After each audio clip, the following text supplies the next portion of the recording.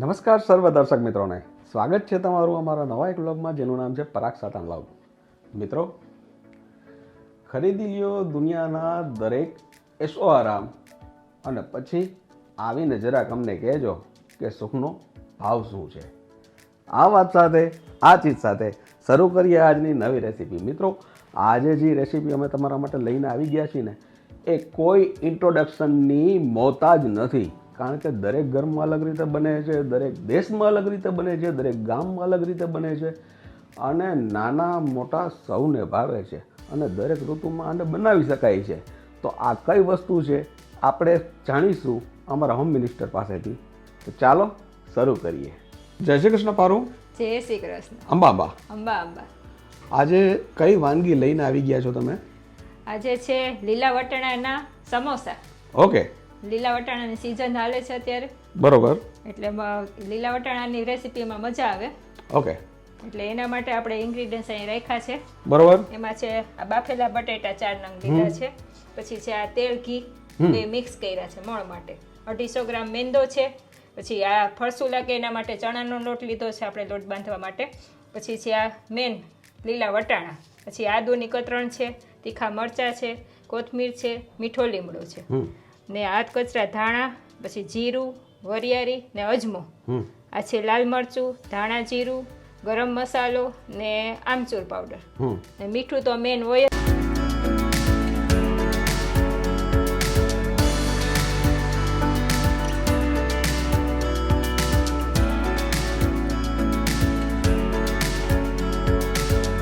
આટલી વસ્તુ જોશે આપણે સમોસા માટે. તો ચાલો બતાવી દો આ કેવી રીતે થાય છે. હા, ચોક્કસ. આ પાણી ગરમ મૂકી દીધું છે જે આપણે લોટ બાંધવામાં ઉપયોગ કરશું. હા, એ સેજ સતત પાણી કરવાનું છે, બહુ ગરમ નહીં, આપણે હાથ દાજે ને એટલું સેજ. આ બે લોટ ચારી લો. લોટ ચરાઈ ગયો છે. આ સ્વાદ અનુસાર મીઠું આવશે આમાં, તેલ ઘીનું મોણ, આ છે અજમો. અજમો જરાક આ રીતે આપણે છે ને સરસ સુગંધને બેસી જાય આમાં. આ બધું પહેલાં એકવાર મિક્સ કરી લેવાનું છે વ્યવસ્થિત મોણને. આ થઈ ગયું છે મિક્સ બધું. આવું મુઠ્ઠી વળે ને એવું મોણ કરવાનું આમાં. એકદમ સરસ. બહુ વધારે પડતું નહીં કરવાનું, ને સાવ ઓછું મોણ હોય તો આ મેંદાની વસ્તુ સારી ન થાય. આ સરસ મિક્સ થઈ ગયું છે ને આ છે આપણું સતપ પાણી, જો આટલું હાથ દાજે એટલું જ લેવાનું. થોડું થોડું પાણી એડ કરી ને આપણે આ લોટ બાંધી લઈશું. આ લોટ ઢીલો ન થઈ જવો જોઈએ. લોટ બાંધીને પાછું આપણે થોડીક વાર રેસ્ટ આપવાનું હોય, બાંધીને તરત ન થાય.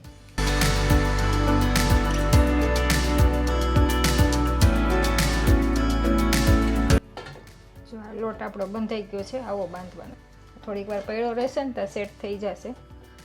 જો આટલું કઠણ બાંધવાનું છે. આ છે 1 ચમચી આ તેલ છે.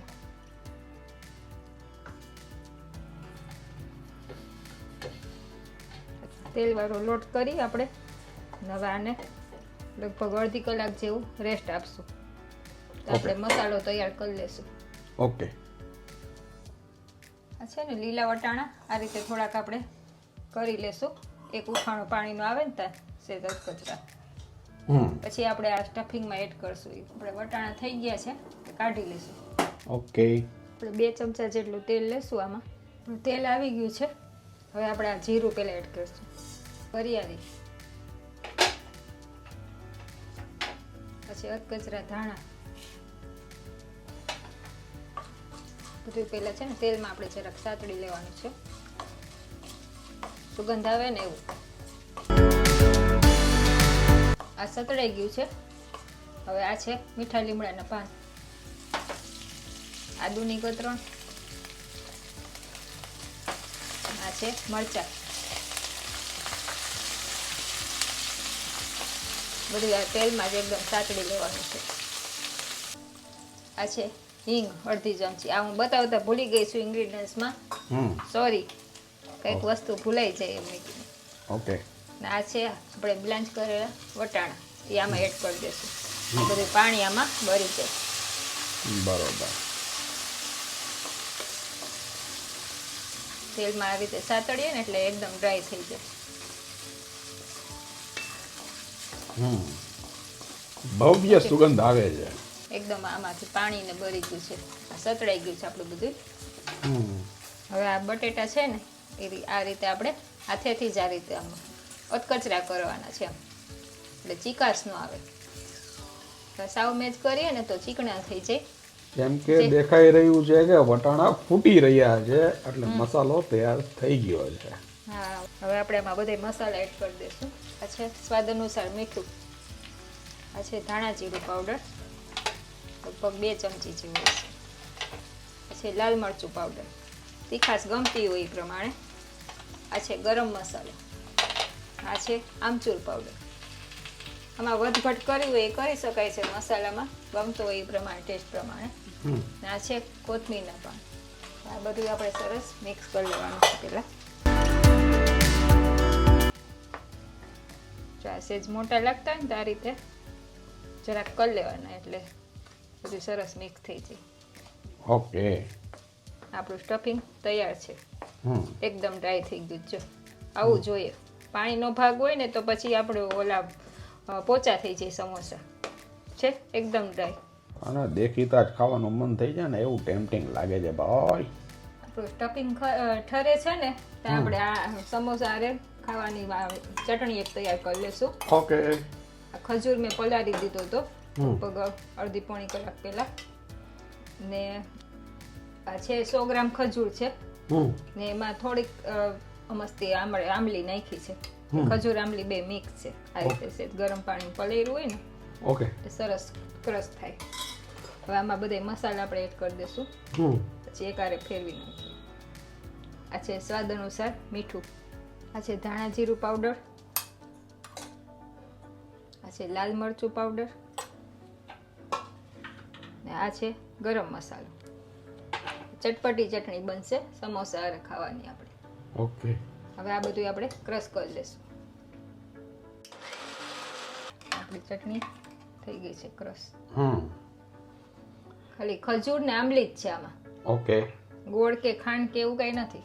ઓકે, હવે આવી થીક ખાવી તો થીક, નકર ઢીલી કરવી હોય તો પાણી થોડુંક એડ કરીને ઢીલી કરી નાખવાની. રેડી છે આપણી ચટણી. ઓકે, અડધી કલાક થઈ ગઈ છે. આપણું આ ઠંડુ પડી ગયું છે સ્ટફિંગ. બરાબર. હવે આપણે સમોસા વાળી લેશું. સેજ અવથો આને સેટ કરી લેશું લોટ.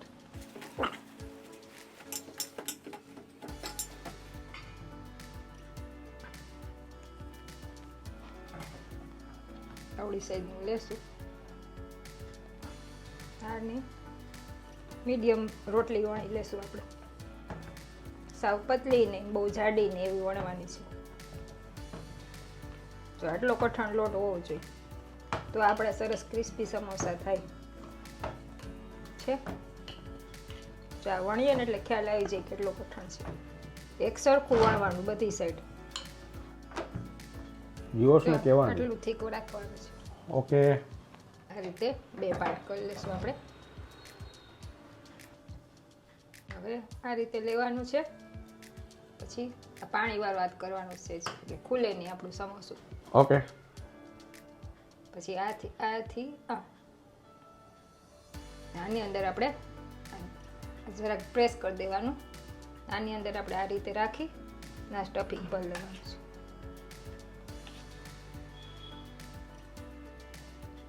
ચમચીથી આ રીતે અંદર સુધી જવા દેવાનું. પછી આ પાણીવાળી આંગળી કરી આ છે ને આપણે પડતું આ રીતે કરી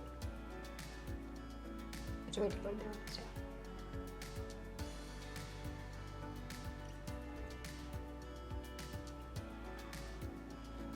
ઓકે, સમોસા બધા વળાઈ ગયા છે.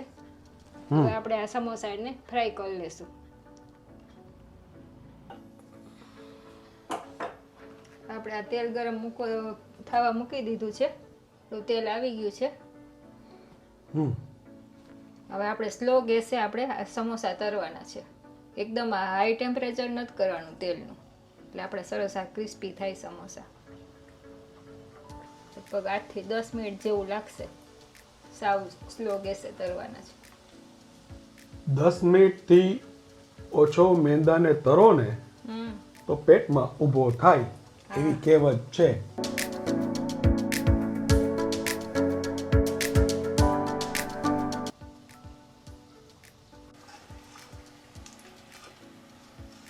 રેડી થઈ ગયા છે આપણા સમોસા. ઓકે, પેલી વાર પલટાવાની ઉતાવળ નહીં કરવાની, તેલમાં સેટ થઈ જાય ને પછી ફેરવવાનું. ઝાઝા કરવાના હોય ને તો આવી રીતના થોડાક કચરા તરીને રાખી દે ને પછી પાછા બીજી વાર ફ્રાય કરવા પડે. તો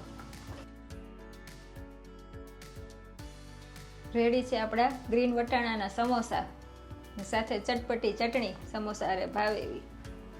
અરે વાહ, thank you very much. Now testing time. જો જોતા જ તમને ખબર પડી જશે કે કેવો બ્રાઉન કલર આવ્યો છે. અને આ જે માથેની જે આ ફોડલી છે ને એ સાબિતી છે કે આપણું મોણ છે ને બરોબર છે. હવે આને તોડીને તમને બતાવું કે કેવું થયું છે.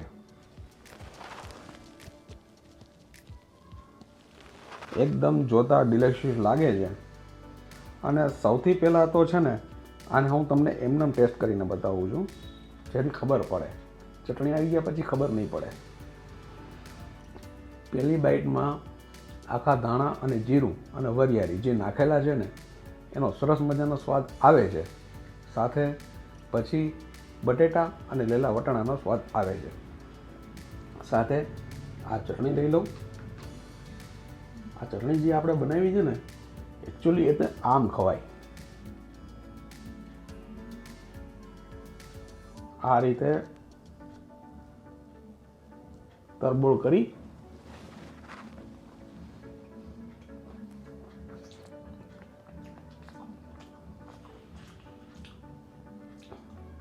ગમે તે કરી નાખે આ વસ્તુ માટે. તો આશા રાખું છું કે આજની આ વાનગી તમને ખૂબ ગમશે અને તમે પણ તમારી ઘરે જરૂરથી બનાવજો. ચાલો મિત્રો, એક મસ્ત તમને ટ્રીક બતાવું. સમોસું ખાવાની તમને મજા આવી જાય ને એવી. સેજ ગરમ હોય ને એટલે આવી રીતે ચમચી લેવાની, એમાં નાખી આ રેડ ચટણી, રાજકોટ ફેમસ ગ્રીન ચટણી, પુદીનાની એક સરસ મજાની ચટણી છે એ પણ લઈ લેશું. પણ આ જોઈને મોઢામાં પાણી આવી જાય અને તમે તમારી ઘરે છે ને આ રીતે કરવા માટે મજબૂર થશો એવી સરસ વસ્તુ થશે. અને માથે આવી ગયા જે મેઇન આની જે ચટણી છે તે. તમને કાંદાનો શોખ હોય તો આમાં કાંદા પણ નાખી શકો છો. અને આની માથે તમે દહીં પણ નાખી શકો છો. એની સાથે તમે ચાટ મસાલો નાખો એટલે અનહદ વસ્તુ સારી થાય. હવે આનું ટેસ્ટિંગ કરીને તમને બતાવું.